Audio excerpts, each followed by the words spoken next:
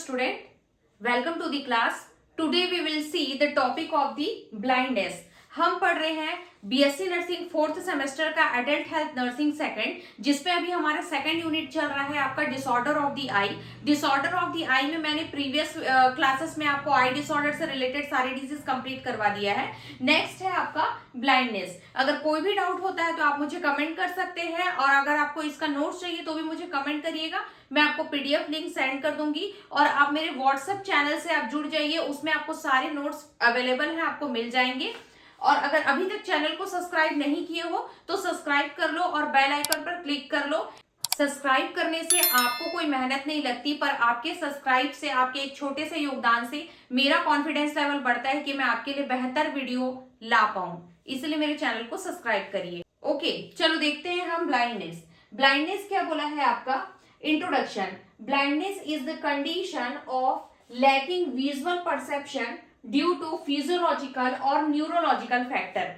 क्या बोला है आपका? ब्लाइंडनेस एक ऐसा कंडीशन है जिसमें क्या होता है, विजुअल परसेप्शन जो होता है वो लैकिंग होता है, मतलब कम होने लगता है ड्यू टू फिजियोलॉजिकल और न्यूरोलॉजिकल फैक्टर। अगर बॉडी में फिजियोलॉजिकल प्रॉब्लम है, अगर बॉडी के आपके फिजिक्स मतलब फिजियोलॉजिकल में अगर प्रॉब्लम हो रहा है तो उस कंडीशन में भी हमको विजन प्रॉब्लम होगा, जैसे कि कोई ट्रॉमा हो गया, कोई इंजरी हो गया, कोई एक्सीडेंट हो गया उस केस में। या फिर न्यूरोलॉजिकल फैक्टर, अगर ऑप्टिक नर्व डैमेज हो चुका है, न्यूरोट्रांसमीटर प्रॉपर काम नहीं कर रहे हैं, तो क्या होगा, नर्व सिग्नल प्रॉपरली ब्रेन तक नहीं पहुंचा पाएगा, जिससे हमको कोई भी चीज विजुअलाइज नहीं होगी।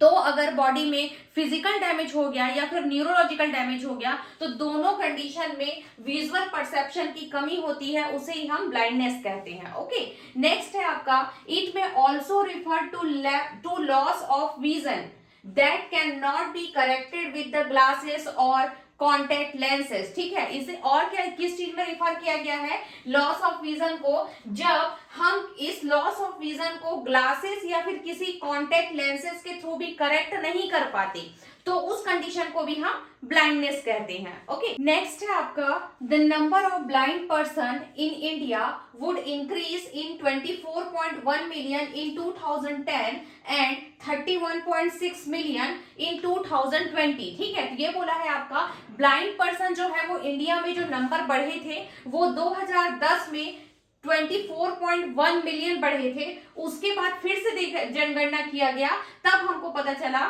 कि 2020 में 31.6 मिलियन वापस बढ़े हैं ब्लाइंड पर्सन। ठीक है, नेक्स्ट आता है आपका, as per national programme for control of blindness.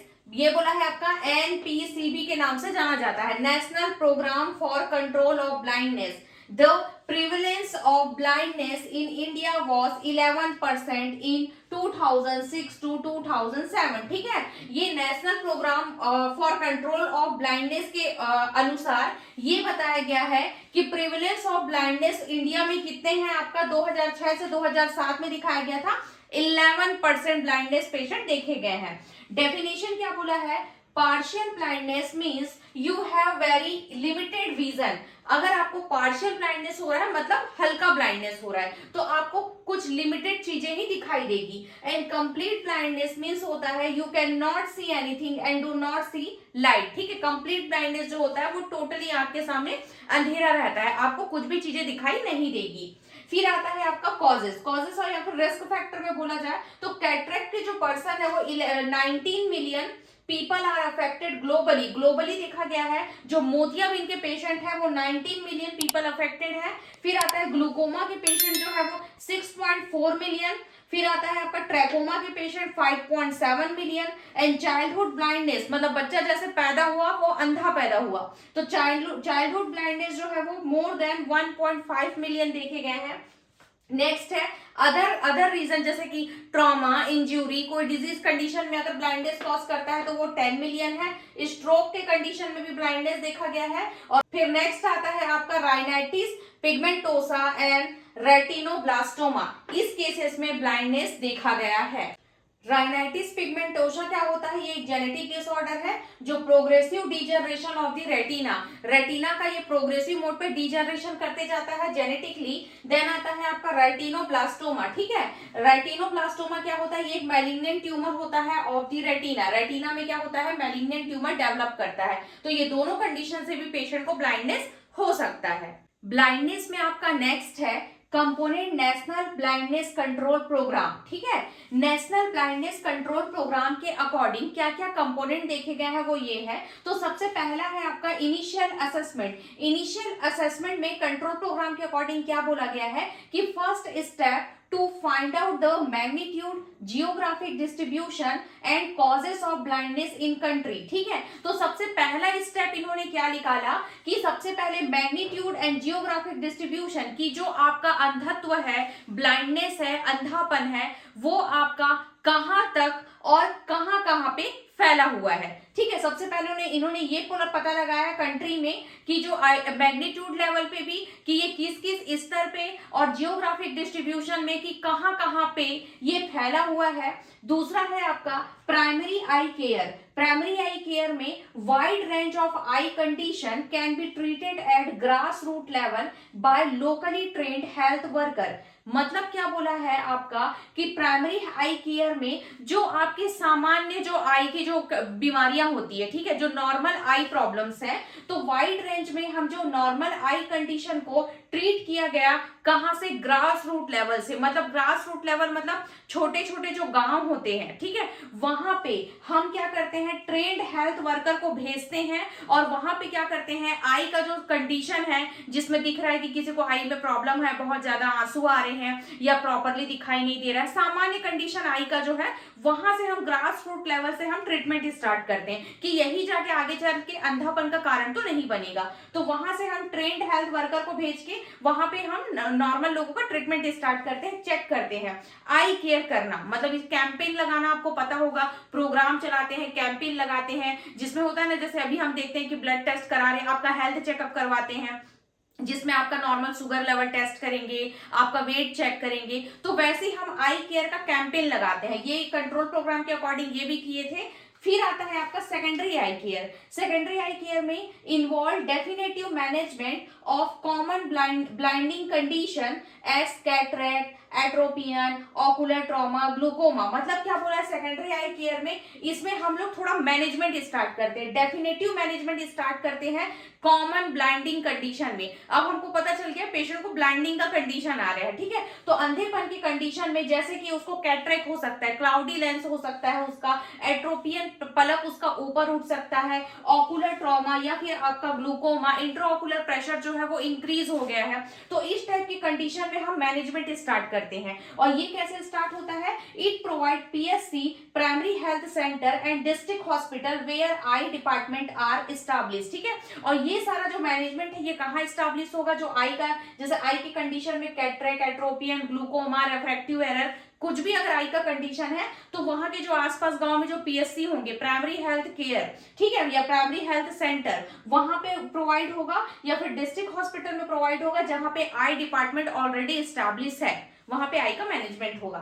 फिर आता है आपका टर्सरी केयर। टर्सरी केयर में क्या बोला है? Establish national and regional capital and associated medical college and institute of medicine. That means tertiary care में क्या बोला है? अब हम क्या करते हैं, कुछ कुछ इंस्टीट्यूट को हम इस्टैब्लिश करते हैं, ठीक है, जो प्रॉपर जैसे आई की ही ट्रेनिंग प्रोवाइड करेंगे। तो इस्टैब्लिश में नेशनल और रीजनल कैपिटल में, नेशनल एरिया पे और अपने लोकल एरिया पे, ठीक है, नेशनल और रीजनल कैपिटल में एंड एसोसिएटेड मेडिकल कॉलेज, वहां पे मेडिकल कॉलेज, इंस्टीट्यूट, ये सारी चीजें हम बनाते हैं ताकि वहां से हम आई की स्टडी कर पाए और हमारे पास ट्रेन्ड हेल्थ वर्कर और ज्यादा हमको प्रोवाइड हो, हमको मिले। फिर आता है आपका long term measure. Long term measure में हमारा एम्ड क्या होता है? Aimed at improving quality of life, ठीक है। तो हमारा लॉन्ग टर्म मेजर में वही है कि जो वहाँ जो पीपल्स हैं, जो आसपास लोग जो रह रहे हैं, वो बहुत अच्छी हेल्दी लाइफ जिए, वो अच्छे से रहे, वह पुअर सैनिटेशन है उसके बारे में हमको पता लगाना है।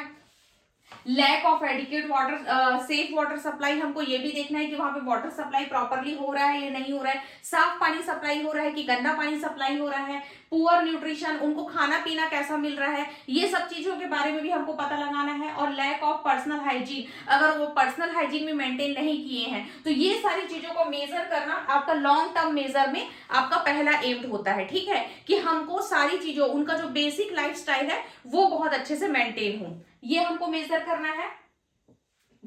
नेक्स्ट है आपका national programme of control blindness, ठीक है, एनपीसीबी, ये लॉन्च हुआ था आपका 1976 में। ठीक, it trachoma control programme started in the year 1968। ठीक है, ये क्या किया था, जो आपका national programme control of blindness जो है, ये क्या किया था, ट्रैकोमा कंट्रोल प्रोग्राम लॉन्च किया था 1968 में। इसका गोल क्या था, to reduce the prevalence of blindness from 1.4 to 0.3% by 2000 तक में हमको ब्लाइंडनेस का जो प्रिविलेंस है वो हमको कम करना है एटलीस्ट 1.4 टू 0.3% तक 2000 तक में, ये इनका मेन गोल था। स्ट्रेटेजी ऑफ प्रोग्राम की स्ट्रेटेजी क्या थी, तो developing human resources for I care. ठीक है, आई केयर के लिए हमको ह्यूमन रिसोर्सेज डेवलप करने थे। ह्यूमन रिसोर्सेज मतलब क्या होता है, एक टाइप का आप एम्प्लॉय ही बोल लो, जैसे कि अब आप अभी बीएससी नर्सिंग कर रहे हो तो आप ह्यूमन रिसोर्सेस हो, आपको हम तैयार कर रहे हैं। क्यों तैयार कर रहे हैं, ताकि आप क्या करें, आप नर्स बने, फ्यूचर में नर्स बन के आप क्या करेंगे, पेशेंट का केयर देंगे। तो हम क्या करें, आप एक इंस्टीट्यूट में गए, आप डिग्री लिए, उस डिग्री के तौर पे आप क्लियर किए, आप पास हुए और आप एक स्टाफ नर्स बनी, उसके बाद आप पेशेंट को केयर प्रोवाइड कर रहे हैं। तो हम क्या किए, एक ह्यूमन रिसोर्सेस तैयार किया गया। तो हम लोगों को ह्यूमन रिसोर्सेस आई केयर के लिए तैयार करने पड़ते हैं, वो तैयार होता है आपका इंस्टीट्यूट से। ठीक है, जो इंस्टीट्यूट मैंने अभी बताया था कि इंस्टीट्यूट लॉन्च हो रहे हैं, कॉलेज, मेडिकल कॉलेज बन रहे हैं, वहां से पढ़ाई होती है, आपको आई केयर के बारे में बताया जाएगा, उसके बाद आप ट्रेन्ड हेल्थ वर्कर बन जाएंगे। फिर आता है promoting outreach activity and public awareness. ठीक है, हमको बार बार उस चीज को, एक्टिविटीज को प्रमोट करना है, जैसे कि प्रोग्राम कैंपेन लॉन्च करके हमको बताना है कि आई को किस तरह से आई का केयर करना है और आई हमारे लिए कितना इंपॉर्टेंट है। ठीक है, और दूसरा चीज पब्लिक अवेयरनेस, पब्लिक को भी मतलब पब्लिक को अवेयर करना है इन सब चीजों के बारे में। फिर आता है डेवलपिंग इंस्टीट्यूशनल कैपेसिटी, जो ह्यूमन रिसोर्सेज के बारे में बताया वहीं से आएगा आपका इंस्टीट्यूशनल कैपेसिटी। जितना ज्यादा हो सके हम कॉलेजेस ओपन करेंगे, इंस्टीट्यूट ओपन करेंगे, रिसर्च सेंटर ओपन करेंगे, जिससे हमको क्या, ह्यूमन रिसोर्सेज मिले, ट्रेन्ड हेल्थ वर्कर्स मिले। To establish eye care facilities for every 5 lakh person, कम से कम हम 5 लाख पर्सन को एक आई केयर फैसिलिटीज प्रोवाइड करें फ्री में। ये हमारा ये स्ट्रेटेजी प्रोग्राम बनाया गया था आपका national programme control of blindness ने। ठीक है, इसने सर्विस टू कॉमन पीपल को क्या क्या सर्विस दिए थे, तो कैटरेक्ट सर्जरीज देखे होंगे, मोतियाबिंद की सर्जरीज नॉर्मल गवर्नमेंट हॉस्पिटल में होती है, जनरली आप देखे होंगे, जानते होंगे। तो कैटरेक्ट की सर्जरीज हमने प्रोवाइड की। सर्विस फॉर रिफ्रैक्टिव एरर के लिए हमने सर्विस प्रोवाइड किया। इसकी क्लासेस मैंने प्रीवियस वीडियो में डाली है, आप चेक कर लीजिएगा। फिर आता है आई डोनेशन का भी हमने सर्विस प्रोवाइड किया। Then diagnosis and treatment of eye disease. ठीक है, आई डिजीज का डायग्नोसिस एंड ट्रीटमेंट, ये सारे सर्विसेज कॉमन पीपल को प्रोवाइड किए गए थे। तो ये था आपका ब्लाइंडनेस बहुत ही ज्यादा इंपॉर्टेंट है, आप इसको अच्छे से याद कर लीजिएगा, पढ़ लीजिएगा, इसका नोट्स जो है वो नोट डाउन कर लीजिएगा। और अगर आपको नोट डाउन नहीं करना है और अगर आपको चाहिए तो आप मुझे कमेंट करिएगा, मैं आपको पीडीएफ लिंक सेंड कर दूंगी। और चैनल को प्लीज लाइक कर लीजिए, सब्सक्राइब कर लीजिए और शेयर कर दीजिए, और बेल आइकन पर क्लिक कर लीजिए, जिससे जब भी मैं न्यू वीडियो अपलोड करूं आपको नोटिफिकेशन आ जाए। ठीक है, और कोई भी डाउट हो तो मुझे कमेंट करिएगा। Thank you.